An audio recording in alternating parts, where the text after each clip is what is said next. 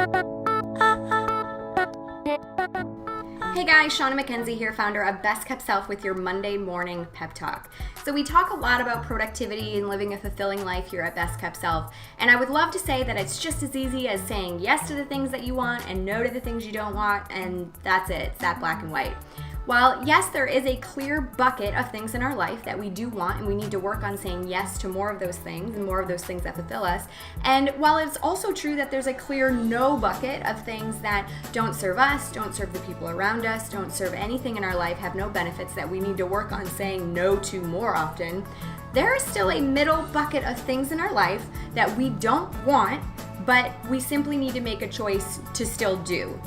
Now, that's things that we have to do out of obligation. Those are things that we do for friends and family. Those are things we have to do for work. And it also includes the things in life that happen that are unforeseen, circumstances that we have to deal with. We don't want them, but we've got to deal with them. So what do we do with that middle bucket of things in terms of being more productive or being more efficient with it? You know, timeless age-old wisdom simply just tells us, well, you just make a choice about your attitude with those things, right? We hear this all over the place. It's all about your attitude. Have a good attitude about it, have a bad attitude about it. Frankly, I find it super annoying, and I think that there's much better wisdom, actually there's a much better strategy out there that takes it one step further, that actually makes it 10 times easier. Because let's face it, when we're doing something we don't want to do, sometimes it can be really hard to change our attitude and have a good attitude about it.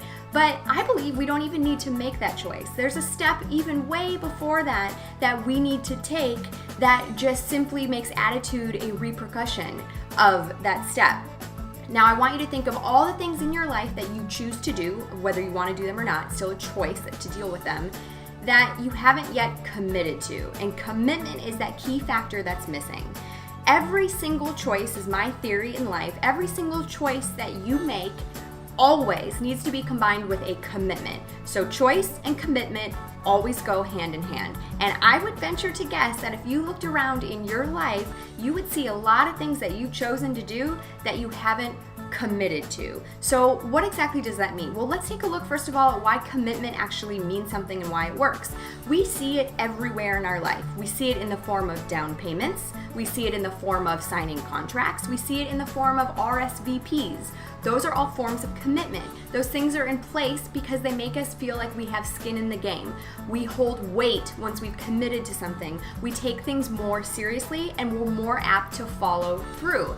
Now, if you consider that, then in these situations we're talking about, the things, that middle bucket of things, a lot of those things we haven't stepped back and initially started with committing to. We're simply just doing them. So let's envision a situation that we don't want to do, but we are doing out of obligation. A common one is saying yes to going to something, an event or something, because a friend wants you to go. You'd rather be at home watching Netflix, but you've said yes, you've made the choice to go. Now, what does that look like when you commit with that choice, and what does it look like when you don't commit and still make that choice? When you don't commit, chances are your attitude repercussion is probably going to be negative.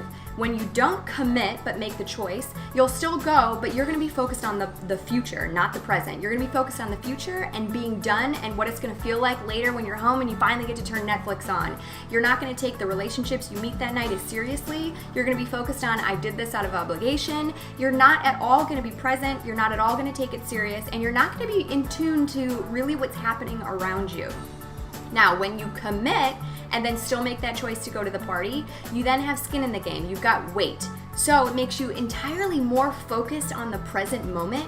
It makes you a lot more laid back and easygoing about the process. It makes you a lot more reactive to what's happening around you because you put control in the situation in a very interesting kind of way that makes you feel like you don't need control anymore.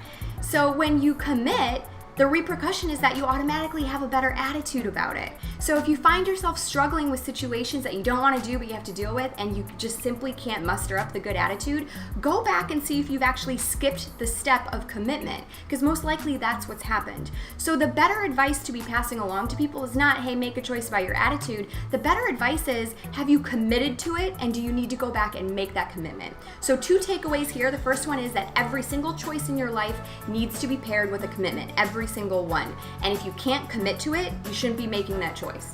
And the second thing is, realize that commitment comes with weight. And so when you're making that commitment, you also need to consider whether or not you can and are able to handle the weight of that commitment. And if you can't, you need to consider actually making the choice in the first place. So I'd love to hear your feedback on this. Going about processes like this and the things in your life where you've got to take on and you've got to pile on your plate but you don't want to, having this system in place makes it so much easier and much more efficient, and then you don't have to muster up the good attitude. It just kind of organically, naturally comes when you commit to it. It's empowering. So that's it for now. I'd love to hear your comments, and we will chat next week.